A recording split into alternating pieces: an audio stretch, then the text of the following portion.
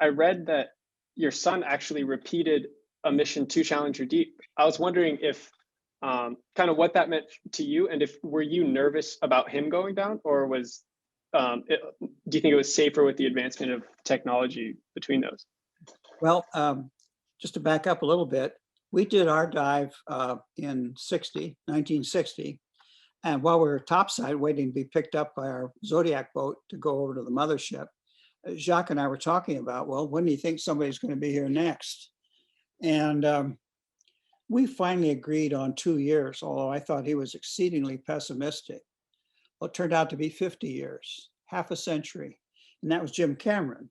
In 2013, Jim had constructed a one-person manned submersible, Deep Sea Challenger.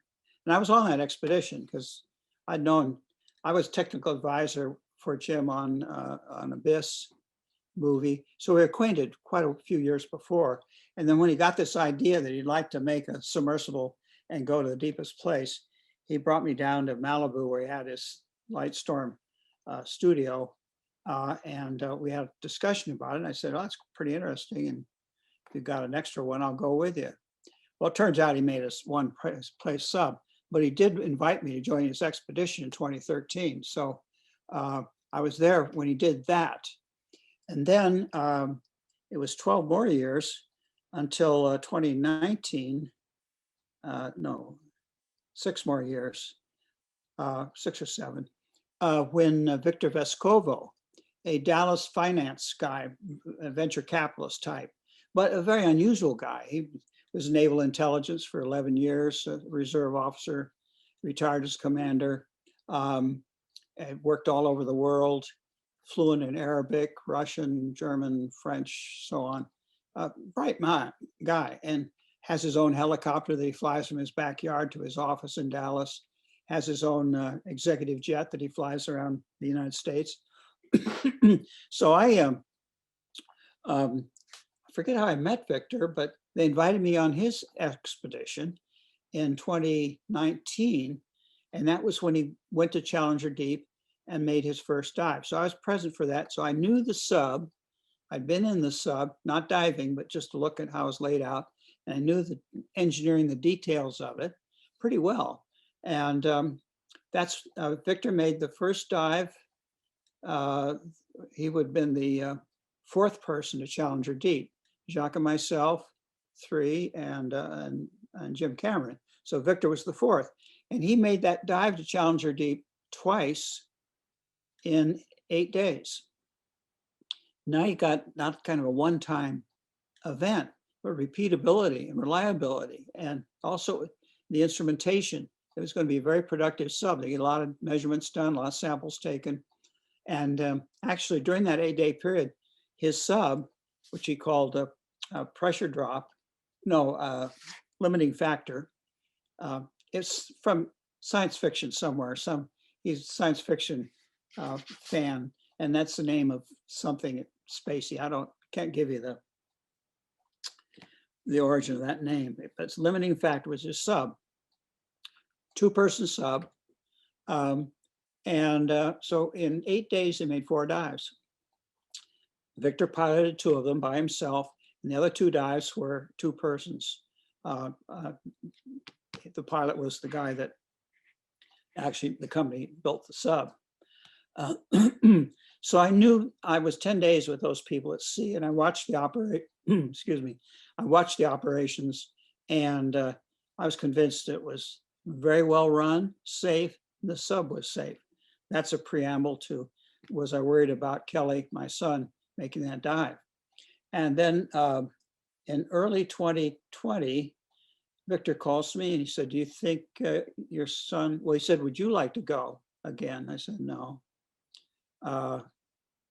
That train's left the station, thank you. And he said, well, how about your son? Would he like that? I said, of course, is the Pope a Catholic? Of course he would love to go. And so I put it to Kelly, and of course he started smiling then, and he's still smiling a year later. And so it was organized that way. A lot of people, I'm sure, thought that I had, called in some favors or something with Victor, because those dives are very expensive. And the truth of the matter is that I would have never, never done that. Victor was selling the dive experience, a couple, 3 seats that were open for close to $1 million each to help offset the cost of the expedition. Well, Victor put 40 million of his own money in to buy the mothership, the sub, and other equipment that went with it. So he was all in. And anything he could use to offset his costs personally, he's all out of pocket, no government money there. So he contacted me, and I said, sure. And so I put the 2 of them together, and lo and behold, on the day before Father's Day last year, Kelly and Victor dove at the same place. No one had ever gone to the same place. See, the bottom of Challenger Deep actually is 3 pools. There's the east, west, and the intermediate, or the middle pool. And they're just kind of deeper places in the Challenger Deep area. I'd gone and dived in the west pool when Victor and Jim Cameron, I think, was in the central pool. And when Victor made his earlier dives in 2019, he was in the east pool. So Victor said, well, I'm going to take your son down to the same place you went. And so that was the first time anybody had been to that place, but been back to that place since I made my dive. And of course, they've got deeper by about 80 feet, and they stayed longer. They stayed 4 hours. And of course, they didn't have the problem with the obscured visibility. One, Victor was aware of it, and he was a little more careful when he was making landings, not so fast. And also they could stay longer. They were on the bottom 4 hours instead of 20 minutes. So it's just a matter of time, and then the current will sweep away this stuff.